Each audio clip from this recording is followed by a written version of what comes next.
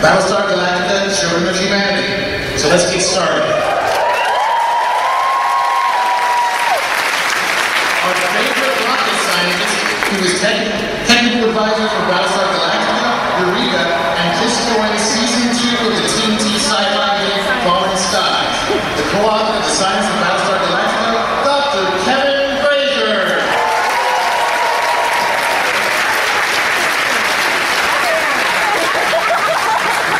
Welcome to fame as Captain Apollo on the original BattleStar Galactica, but on the reimagined series, his character moved from prisoner to vice president to mutineer.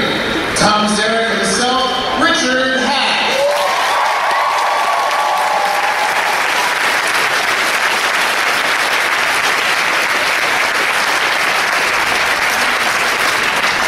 She's done numerous guest roles, and her series credits include Burn Notice and Dark Blue. But we fell for her Battlestar character despite the whole nearly wiping out humanity thing. Number 6, Trisha Halper.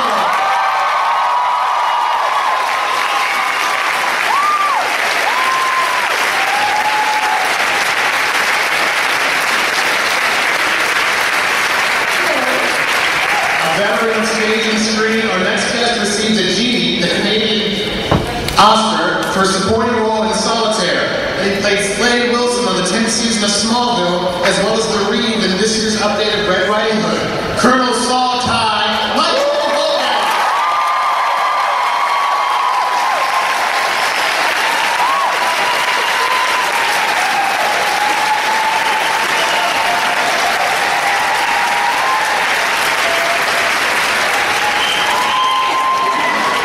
And last but not least, he played Gaff in Ridley Scott's Blade Runner. Lieutenant Castillo on Michael Mann's Miami Vice, and received an Oscar nomination for his role as Jaime Escalante in the 1989 film Stand and Deliver.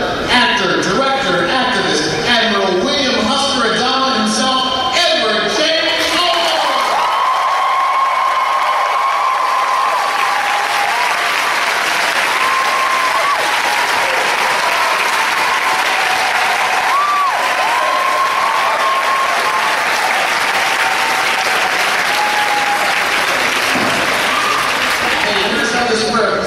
For every one question I ask, you can ask these 2 questions. There's mics on this side and that side. Bruce is on this side, Jen is on that side. Go ahead and start lining up behind them. But I want to start with Admiral Adama, Eddie Olmos. Eddie, you appeared in 2 sci-fi classics predicated on the purpose of creating artificial human beings. Do you think we'll ever get there for real? We're there now. Seriously. We are there now. Creating, if you go online, you'll see a lot of robots that are being created right now in Japan that are just extraordinary. There's a lot of work being done on that, and more than anything, it's a rejuvenation of things that are going to make us like silent.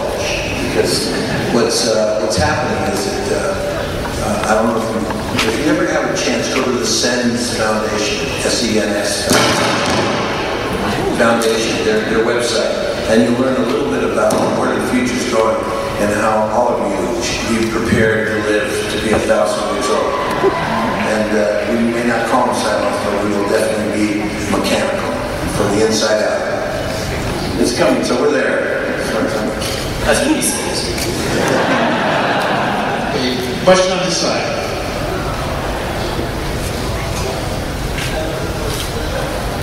Am I on? This question is for Trisha. I wanted to ask you about, in the episode Pegasus, when you are essentially viewing yourself as both the victim and the observer for what Gina was being subjected to, and how you emotionally prepared yourself for those scenes, and just a little bit about that. Thank you. That was at a point in the series where I was very thankful to get another character, and wow, they certainly gave me one. Up to that point, it had been just number 6 in Balkar's head, and that gets a little limiting technically after a while. And in terms of preparing myself, I just did a lot of research on the internet about post-traumatic stress syndrome and a lot more about war and soldiers how they deal with it when they came home. And then I watched a couple of intense scenes in movies, intense race scenes. One was a French film with Monica Bellucci. I actually couldn't stomach the entire film and was actually very sick to my stomach after watching the scene.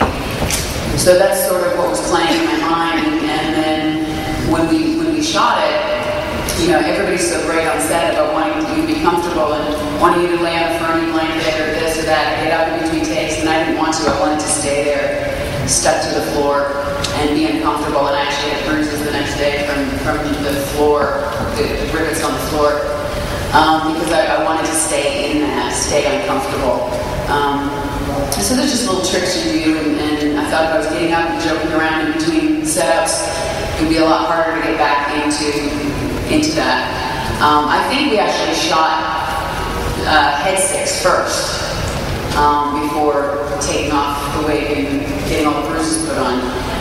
And Patricia Murray, the makeup artist, actually said one thing funny to me in the makeup chair. She stopped for a minute as she was putting bruises on me, and she stopped and she went, "Wow, it's like you're transforming right in my chair." Just my demeanor, I was starting to, instead of sitting upright, I was starting to sink and starting to not really talk in the trailer and that sort of thing. And it's just something that just sort of happens, and I was thankful for those episodes. It's a long answer, sorry. You're smart. And you're not. What do you mean by that? What do you mean by that?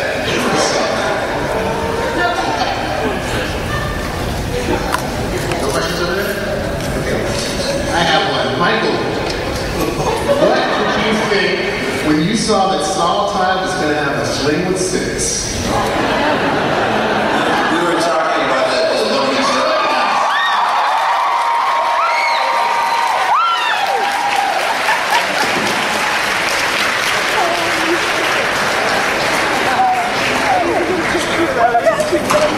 He just got off a plane.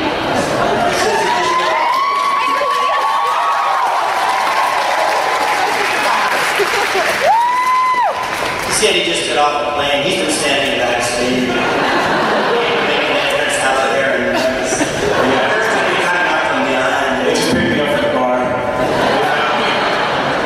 It's a crazy story, I'll tell you another time. No, I was at the airport. The vehicle, my plane was a half hour late. So I was sitting at the airport for 40 minutes. I literally dropped my bags off and came right here.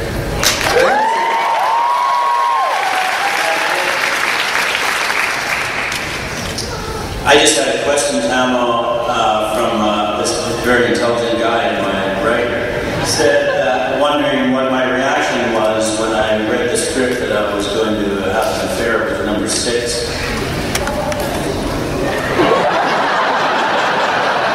She's right here for you. How do you research that? Next question. Well, you know, the first time we did have a scene remotely getting together, I beat the crap out of you first, remember? So it was actually very odd to do a whole day of beating each other up and then making out wildly. Blood and both looking at each other going, is this really how it's supposed to be?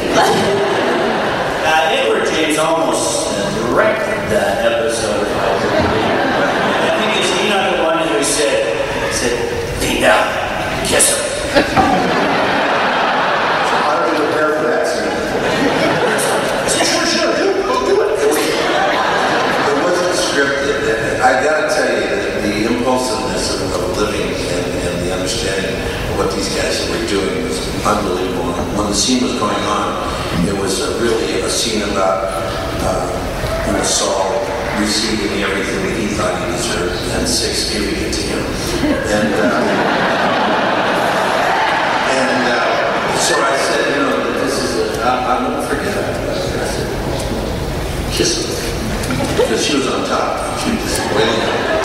And so she did. And from that moment, who knew that they were going to have a baby? I don't think anybody did at that point in time. That's one thing about shooting the 5 years in total, I guess, we spent on BattleStar Galactica. that they, very early on they started writing for the people and for the situation. So I don't think that was pre-planned. I think they probably saw it and went, okay, I know what you're doing. Brilliant. Absolutely brilliant. This side. This question is for Tricia as well. I was just wondering, at the beginning, how much did they tell you about who Head 6 really was, and also, as Caprica 6, who Head Baltar really was? I knew nothing until the finale, and I'm not joking. I really didn't know. I stopped asking after a while. I may have heard me say this before, but Ron Moore always does a series Bible, and when you start, and everybody has, every character has like a 2 or 3 page backstory filling in about what Ron thinks that character's life has been about. And number 6 is 1 sentence: the machine as a woman. And I went up to him, I'm like, I'm the newest actor in the group, and this is what I get. And he goes, well, you're the only known Cylon at this point, and I haven't decided anything about the Cylon, so I can't give you a backstory yet. So I learned very early on that I just kind of, say words and try and equate it to something in my life to make it personal to me, and have some conviction. But I gave up trying to figure out if I was a chip or if I was an angel, if I was a demon, or if I was just a malfunction or what. And just got to fun playing it. This side.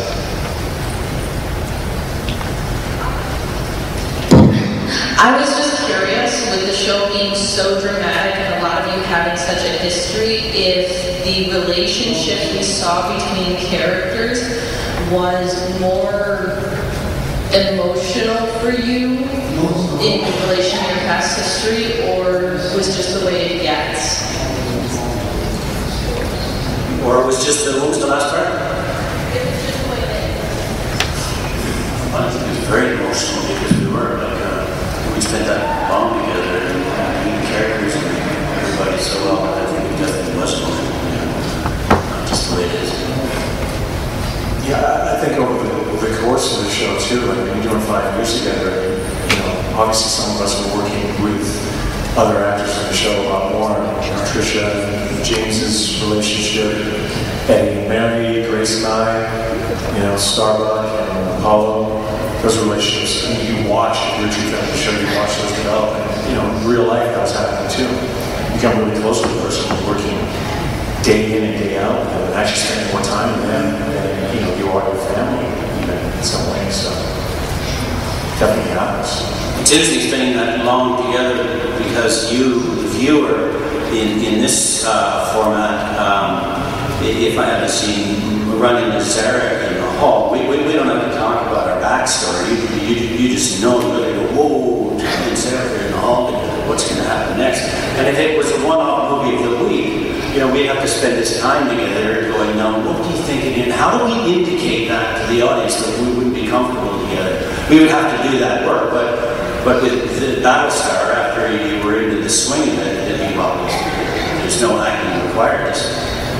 Just go. Yeah, that's really good. That always happens. I mean, every time me and I were doing a scene together, we didn't do a lot. We got in the same room. We were always going at it. Douglas and I too. But as characters, you know what I mean? We give each other shit right away.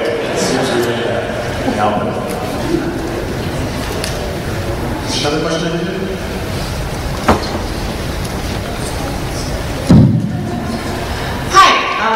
Love you guys. I was just wondering, if anything, what would you have done differently if, as a Cylon character, it turned out that if you were a Cylon, if you played a human instead, or if you played a human character, if it had turned out that you became a Cylon, what would you have thought about? What would you change? Well, Hogan has this firsthand. I'm not quite sure if I understand, but since I knew I was a Cylon from the beginning, I just went with it. I mean, I didn't try and think of what I would be like as a human. The only thing is, I would try and pepper my performance for each clone or each number 6 with degrees of how much contact they had with humans. to me, informed how comfortable they were with them and how maybe more human they were than if they had no contact. So for me, that was kind of the only real human aspect that I brought into it was how much is human, how much humans informed their personality. I wouldn't have done anything different. I think that was the brilliance of their decision to have Saltai, even though I did disagree with it initially, to have Saltai be a Cylon. I said it before, it's kind of like the horrible intertribal wars and interreligious wars that go on and are going on around the world. It's all of a sudden you find out at this stage in life that you were actually born a Muslim, or if you were actually born a Hutu or something, and you've been fighting all your life. What terror that puts into you, because if Saltai, if he isn't the oldest human being alive, there's only, 30,000 of us left?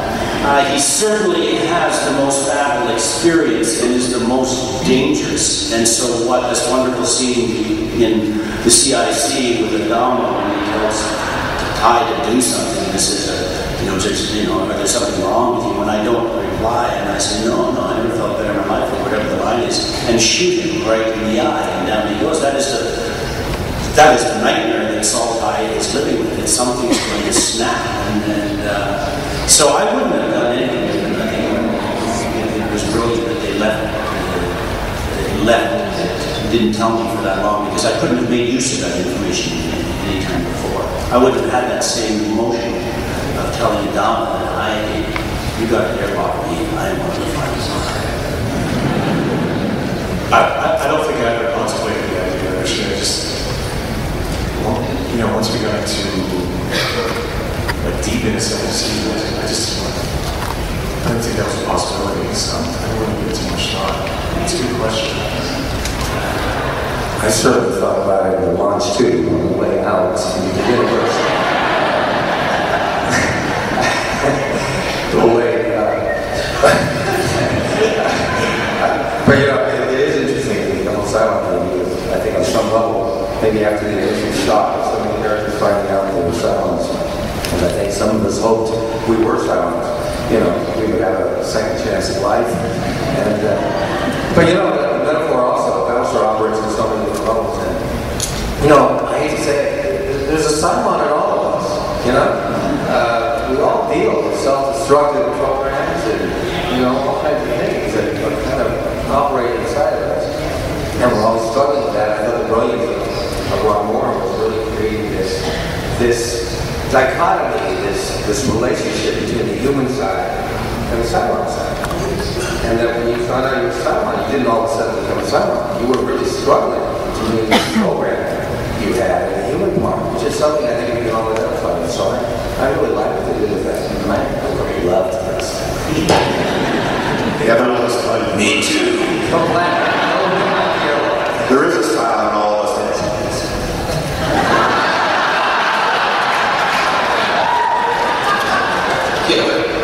Who are you supposed to? I said there is a silent in all of us that stands small.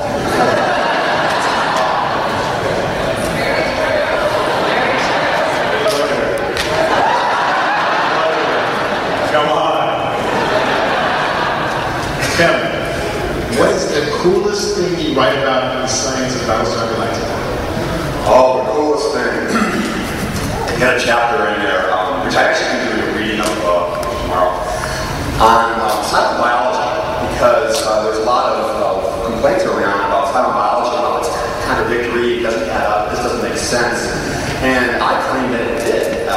You have to make a very small change to a human form, and you get a silent. And it's a trivially small change, look at the software.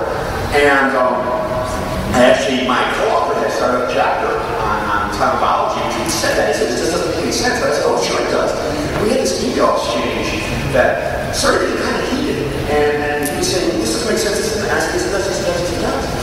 And he also knows that in the past, I have been on the web and seen some of the complaints about the show. And I always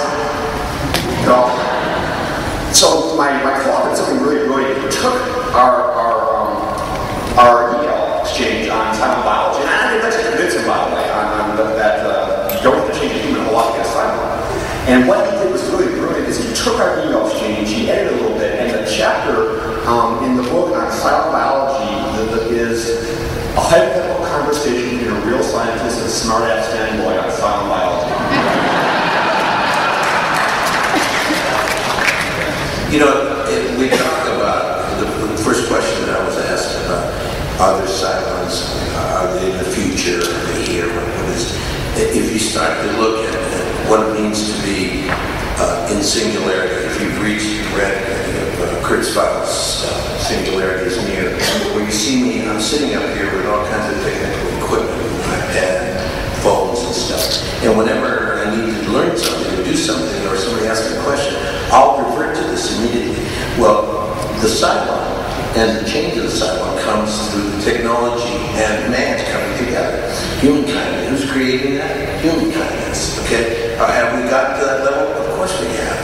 You can put a contact lens in right now that's connected to a programming device, whether it's a telephone or some kind of computer, small computer, that will project in front of you that only you see a screen. And that screen has exactly what the screen is here. So I can turn around and recite the entire Declaration of Independence from word 1. You know, I'll turn to page 13 and say, and on page 13, da, da, da. And then the people are going to say, oh my God, what a mind. And the singularity is very close. The nanochips that we're making right now in China and Japan and being developed even here are extraordinary. And you know, right now, we all know that they know exactly where you are.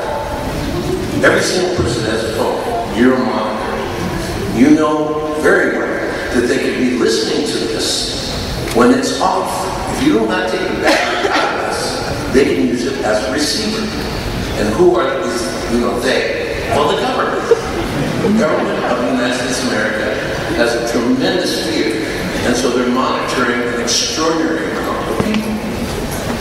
Say one word, and you're monitored. You hit the red word, you go online, you'll be tagged.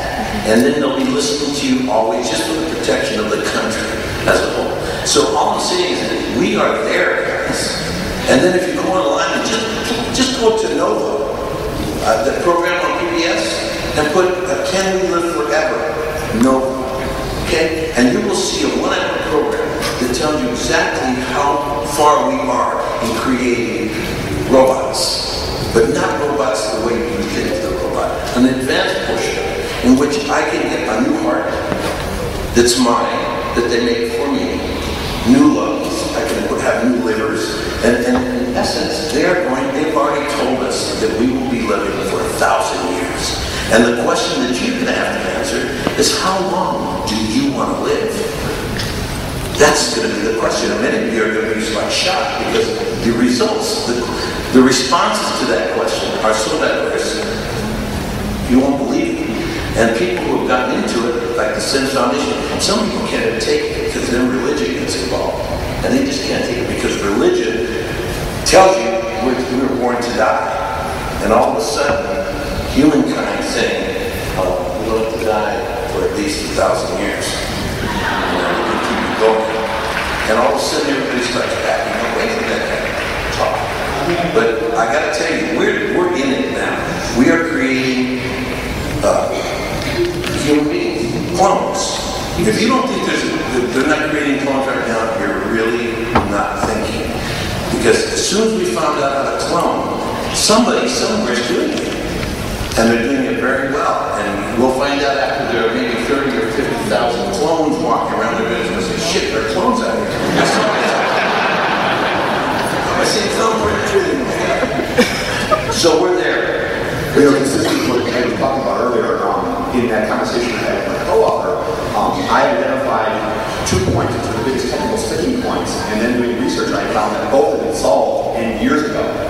So yeah, we've been amazing things that people doing with developing machinery and humans. Well, everyone in Eden knows that if you go to any bar here in Atlanta, there's no one in there Douglas, right?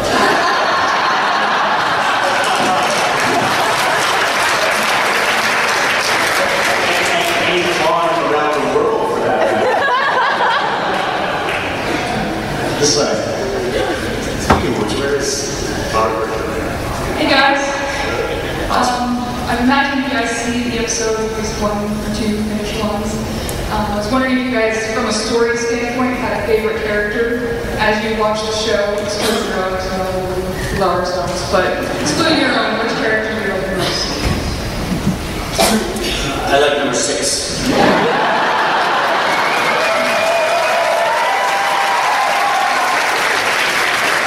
I like number 8.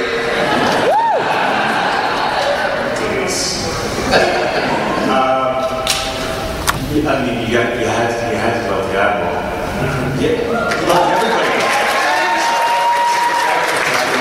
I was such a fan of every single character on the show. Such a diverse range of characters and such an amazing, talented group of actors. James Callis, eat him up like all day. He killed me. He's brilliant. Trisha's she broke my heart because I watched the show all the time and I'd be crying on her. James almost incredible actor. Amazing. The lead of the show, Mary McDonald, same thing. Everyone just went out. Katie was just, I love sharing scenes with her. Katie was incredible. Everyone, man, everyone. Grace Park. Yeah, it's hard to choose. Yeah. I'm gonna give you love back, Hogan.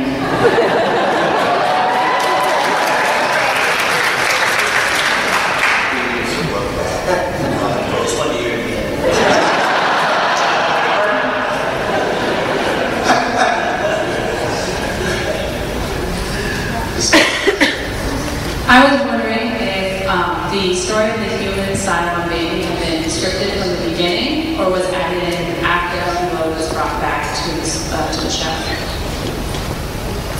I didn't hear the last part, sorry. If the baby had been planned from the beginning, or was added in after Hilo was brought back to the show. I like that. You know what? Maybe it's a 3-hour sleep. I'm still not hearing it. Sorry. About the baby. The baby was brought into understanding, I think, as the show went on. I think all the babies were. Okay, as we went on, I think that Ron had an idea, a very strong one. He knew where he wanted to go. He didn't know what the road was going to be like to get there. And I think that when it got to Hilo and Grace and Tomo's characters having a child, and what that child meant, I think that was developed. And I can't say that he had it before he started writing the pilot. I think it was a process, and that process was extraordinary. You had a lot to do with the process. You as a fan base, because you got to remember what happened. It was 2003 when we did the miniseries. And then the very first episode came out like 18 months later. And in the process, something original came about that we all, we could blog and interconnect and talk in a fashion we've never been able to do before. So all of a sudden, the shows started to appear and people started to talk about the shows in the world level. The world was talking. And somebody would see it like in England, and as soon as it was on the air, it was downloaded onto the internet. And people all over the world knew how to get to it, especially if you were a fan. Boom, you were locked in and you were seeing it before anybody in your country was seeing it, because you knew how to get in there. And then you guys started to talk to each other, and then we started to blog with the writers. And the writers wrote great things. We elevated it on production to a higher level. Then from the production, we handed it over to post-production, and they went through the roof. With the music, and there was I listen to this music every single day.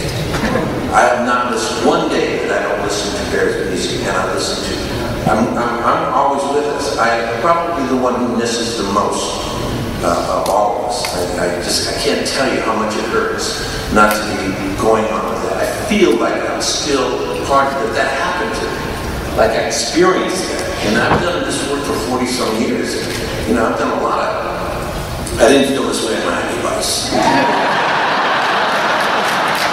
at all. I knew that my life was just beginning when I started. But here, I felt like it's like losing a child. You know, it's like losing part of your life. You lost something that's just painful. And to this day, 3 years later, when we see each other, we weep, we cry.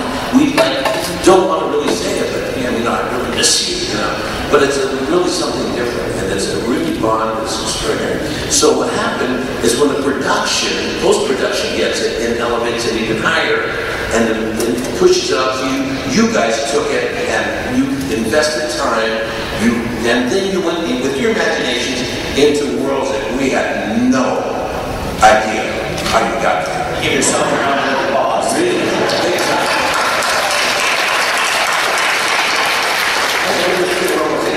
That is what changed. That is what changed the course of the piece. So you say the baby. Understand, when the writers started to blog and listen to you guys, and everybody started to talk with each other and saying, "Oh yeah, well this means this, this means this," the writers said, "Of course, that's what I meant." You know, and so from that, the elevation, so we started at a very different level, and there hasn't been one show that has been able to really understand that. Not one. And that's why the show went to such a high level. The input of all of us, planet as a whole, with this particular theme, went to the roof. And so I say to all of us, including all of us, I don't know if we'll ever have another show like this. I don't know how I can even. When I was doing it, I said to all of our team, I said, guys, you know, I've been doing this a long time. I'm in my 60s. I know I look good. I'm in my 60s, and I'm saying to all of us, and these kids were just starting, man. These kids were just like raring to go. Oh, yeah, great. I was saying, what the fuck are they gonna do? Such a spoiler. You say it all the time. Stop saying that to me. This is it, man. This is just good thing. Why are you going to tell me that? Just going to go say that to us? Pretty much has.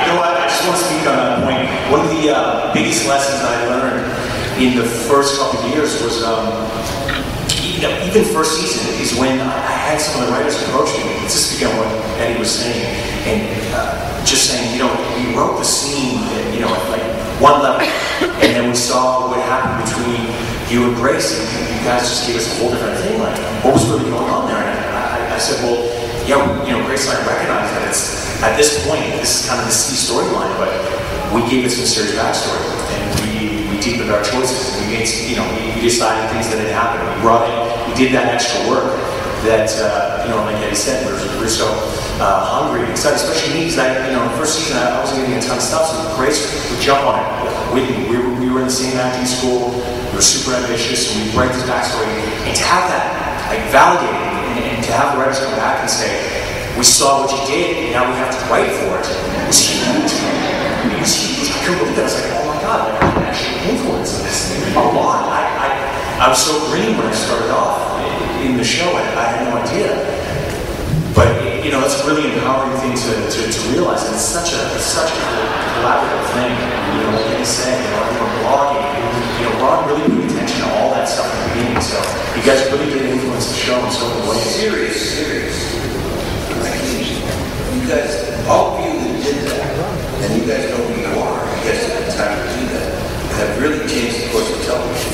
And storytelling, because it now became something different. This one, go ahead. He's gone? Oh. Richard. Before coming, I just want to say that I just got a text and Bear says, tell everyone I said, so say we all.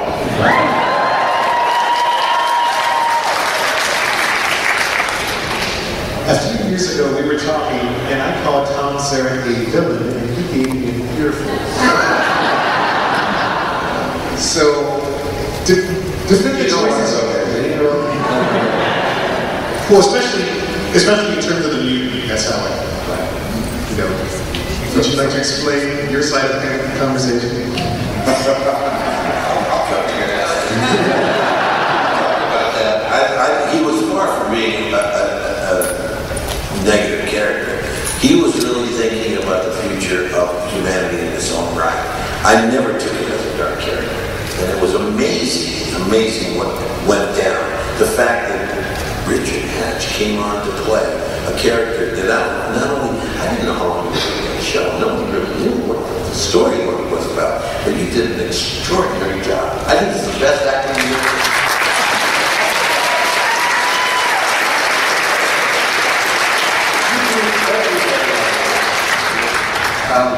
The only thing I would say is that, I don't know about you, but I think about the world, I think about where we are and where we're going. How everybody seems to want to blame everybody, except looking at themselves and becoming more honest where we all are, what we all co-created right now in terms of the economy. We're all responsible for where we are. And I think BattleStar was so great about it is that, kind of raised some really powerful political issues, and it didn't go into it, in detail, but it certainly touched upon it. But it was a very powerful issue for me, which is how easy democracy can be lost if we don't make our leaders accountable, if we don't have a voice in our government, if we don't stand up and speak our truths. And it's just interesting, after kind of a post-9/11 circumstance, here, this problem. There's this unconscious thing of wanting to lie, wanting to be taken care of, want the government to fix everything. And so often, when we turn our power over to government, even good people end up doing bad things for good reason. And I just think that was the greater issue. And for me, I just thought it interesting that anybody that challenged the government was naturally thought to be the bad guy. Somehow we're challenging authority. And I thought, in our culture, when somebody has the guts, the courage to stand up and challenge authority, most people get uncomfortable. Most people get threatened. Most people want to tell the guy to go.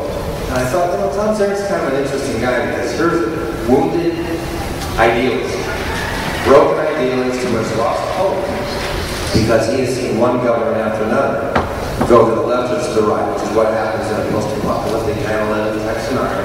Governments drift left or right. They become dictatorial. And they think they know what is right for everybody. Democracy is not an easy institution. It can easily be lost.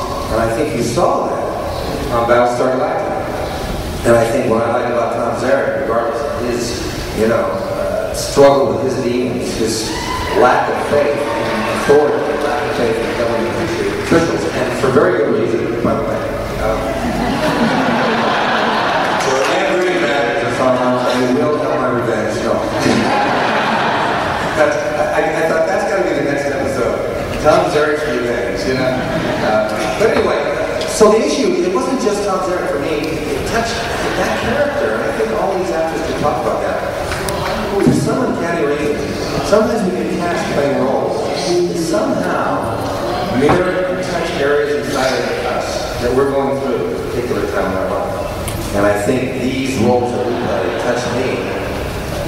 All of you can talk for yourselves about that, but it touched me in a very deep, profound way because I've always kind of been a political revolutionary.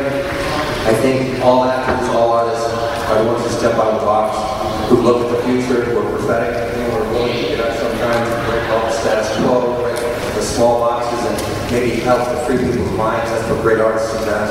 But I just thought Tom Zerik was challenging the government, had every reason not to trust them, and he paid a huge price for having challenged government, spent 25 years in prison, and here he is on the BattleStar, and guess what? Here's another government that's drifting to a dictatorial relationship, suspending Congress, suspending, building consensus. And then I thought, how interesting that everybody still, under those scenarios, made me the bad guy. And by the way, you did machine gun the quorum of 12. You did have a quorum machine gun. By the way, I have no problem playing the bad guy. The bad guy is some of the most interesting characters you can play, but I just thought it's interesting in this world how often I think we misconstrue who the good guys and who the bad guys are. And so often the good guys that we think are doing all the right things are the guys that are really screwing it up for everyone. So I just think it was a bigger issue for me, and I always wanted to make a bigger statement about that. It really wasn't just about Tom Zerik. It was really about the fact that I think in this day and age, we all need to stand up and we need to become accountable. We need to challenge our government. We need to make them accountable. And then we need to be responsible for being part of the equation. Not only for the problems that are happening, the economy, everything is part of all of us co-creating this, but also getting out of it is going to be all of us participating, not just the government or any one person's going to fix it. It's really all of us.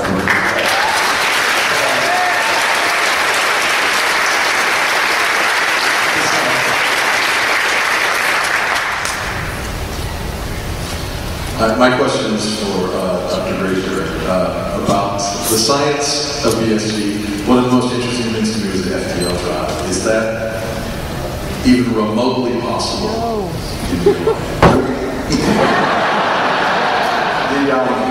The storyteller, especially in our medium, what a storyteller aims to do is create more "oh wow" moments and fewer "oh please" moments. So, a lot of our crowd are typically literate, and when they see an obvious gap, you go from being immersed in the storyteller's vision to being a person sitting in a room saying, "Hang on." So that my job in a lot of cases was to take something and make it somewhat plausible. Now, in the book, we talk about the FTL drive, and I say, the state of the art in the FTL. Right now, we know of no way to travel faster than light. And in fact, I actually was on an episode of the Universe and History Channel, and we talked about, the episode was called Science Fiction, Science Fact. And they asked me about FTL, and my comment was, and they actually, the director was a big fan of our shelves, so he did this slide, and they actually made the final cut. And I said, when it comes to faster than light travel, traditionally, physicists have been speaking with one voice. No way, so say we all. So, no, but they used to do their best to make it look good. And there are some physical basis behind what you see. I submitted to the writer's description of how it works. He includes special effect that he seems to take, but right now we're not looking at going FTL anytime soon. No. This side. So for many years, you played as characters with very strong personalities. Did that carry at all over in real life? And did who you play affect who you are and how you behave in any ways? No.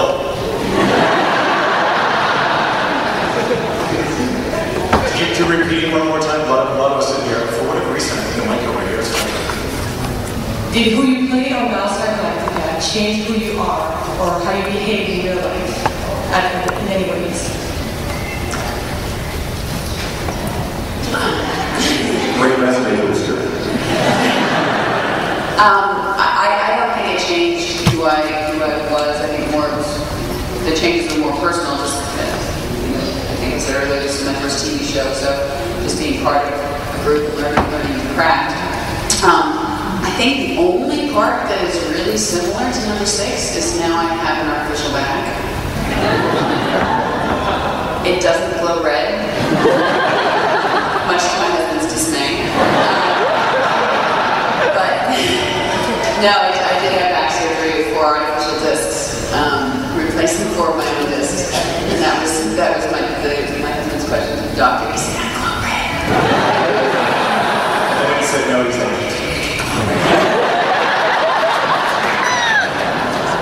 Yes, that's the biggest similarity, physical-wise. I don't know if I'm answering this right, but I mean, just like Tricia said, though, the being part of such an incredible piece of art, just in so many ways, it matured me as a person. I was so flattered and so honored to be surrounded by so many talented artists and learning in the game, being that environment. Like, Eddie said, a lot of us, the young actors, we didn't have a lot to compare it to. So, we've been in the business 4 years. Michael, Eddie, they speak on this, and they had tons of experience. They worked on so many different projects. They knew how special it was. But even in my naive, sensibilities at that time, I also knew it was really special. I think all of us did, especially by second season. We're like, there's something really, really different about this. And I remember first season, Grace was kind of speculating. She was like, "Well, who knows how long the show will go?" And I'm like, "Oh, this thing's, it's gonna go. It's gotta go. There's nothing like this on television. It's incredible." Like I felt that first season.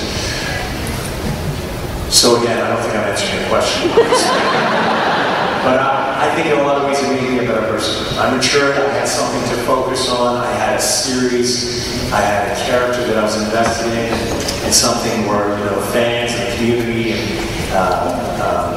everyone responded to it.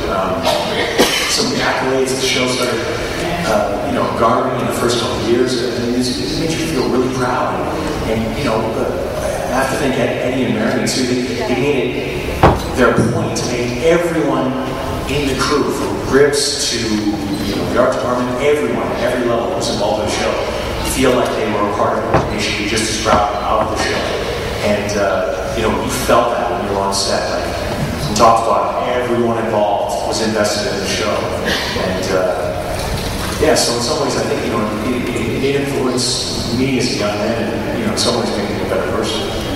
If I could continue that, at our cast and crew event for the very last episode, the room was packed with 400 people, and Ron Morgan's up there attending from the audience, and he says, it's been a true joy with every single one of you. And I mean that, I'm saying that everybody, from top to bottom. In fact, I would go so far as to say that if this is your first job in the industry, I'm sorry, it goes down here.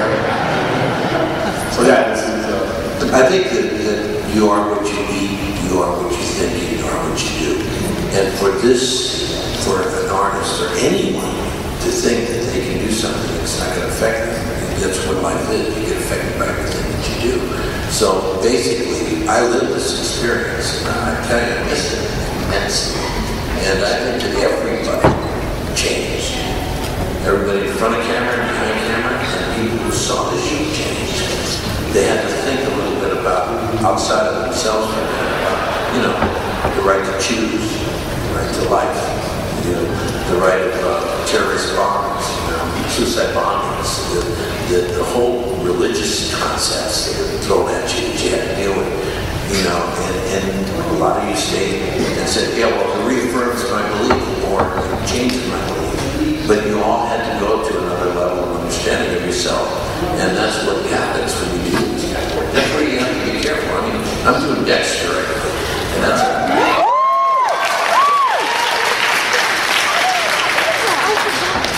it's a very dark show, guys. I mean, think about what that show is. It's about a serial killer who kills serial killers. So all we're doing the full show is killing. The whole show. That's it. From the time of the first episode to the last episode, whatever, it's about the serial killer going after the serial killer. And so that these guys are killing like crazy, and this guy's going to get them and he kills them like crazy. So he's chasing them, and what are they doing? Killing. He kills them. I'm not kidding you.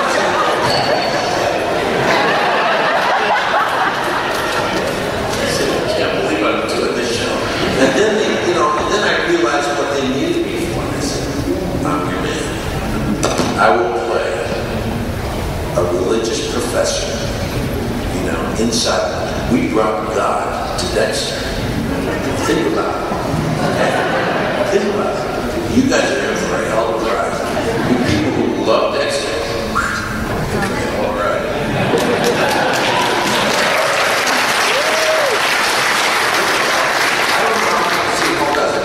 I don't know how he does it. I don't know how the writers can write for 5 and 6 years about this.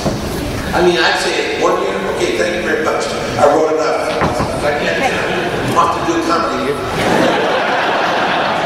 I've been writing for 6 years to go here.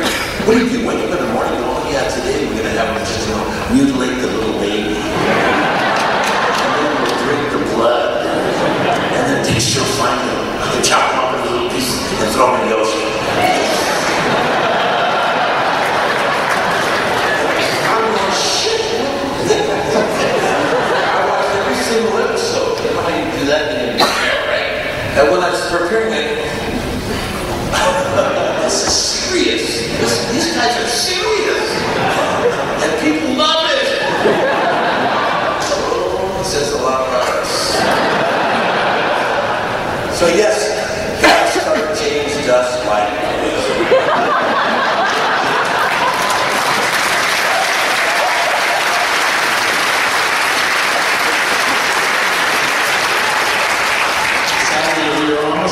time, so 2 more questions, quick ones.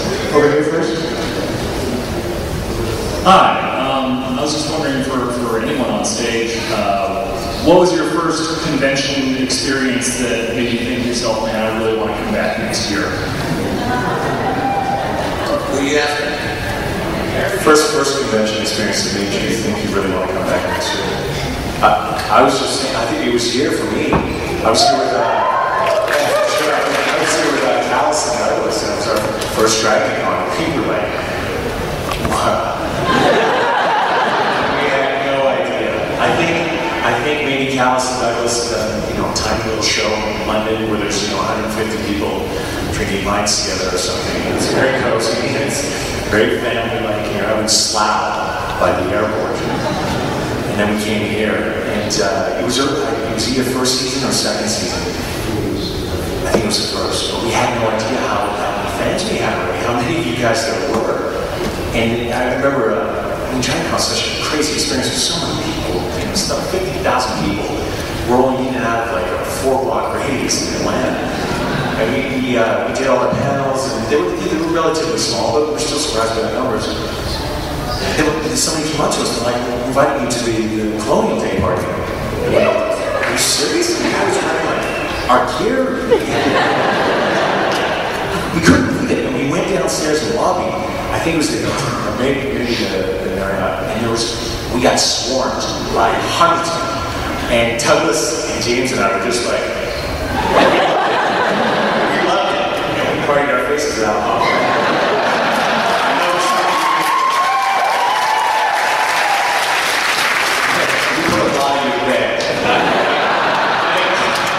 Douglas and I had dropped James off of bed at one point. We put a lot of you in bed. We stayed up late that night. We had an awesome time. I would say that's been my best experience.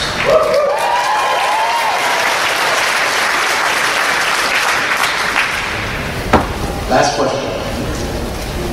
In the beginning of the mini-series, it seemed very important to preserve colonial traditions, colonial democracy, but by the end of the series, that all falls away.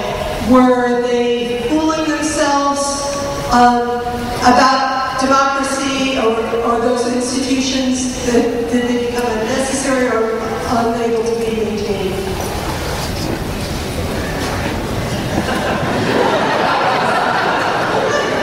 Yes.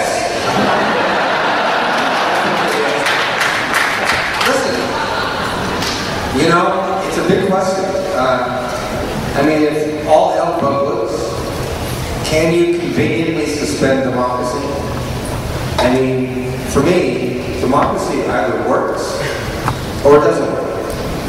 You either have to fully embrace democracy, and I still think we haven't fully embraced democracy, because we're not all participating in that democracy, and I think any democracy where everybody doesn't participate, you want to just get on with your day, let the government do what they do, this is what happens. And I think it's really powerful to watch how they wanted to maintain what obviously was democracy, what they had been living under, and then they get into this incredible life and death circumstance where everybody is tested to the hilt, where they really have to rise to the occasion every day, life and death, choice and decision, to be or not to be. And I just think that I think it was really, really interesting how Ron Moore chose to show, at least as far from my point of view, he chose to show that, if you don't watch it, if you don't pay attention, if you don't really, stand up, you're going to lose it. And I think they lost democracy in one way. Oh, you kidding? As far as the military was concerned, there was no democracy. It was over. I was going to make all the decisions, and we had to really try to fend for ourselves and say amen. But I took it very much as it was a military decision. To get the Secretary of Education to tell me, I think we should do something else. Are you kidding me? I said, what are you talking about? School teacher!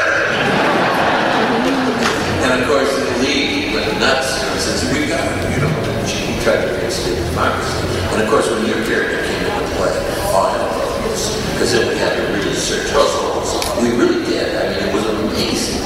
I remember everybody, the whole idea that Ron did it, and the whole staff, they were all writers. really a good, well-written show. It's just amazing.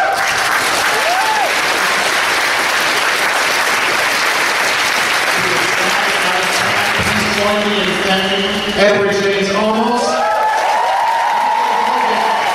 Christian Hoffman, Pablo Pineda, Richard Hatch, and Kevin Fraser. I take this out. On behalf of everyone, I thank you for the love and the admiration and all of the support that you've given us. And we would like to just say one thing to you. So say we are.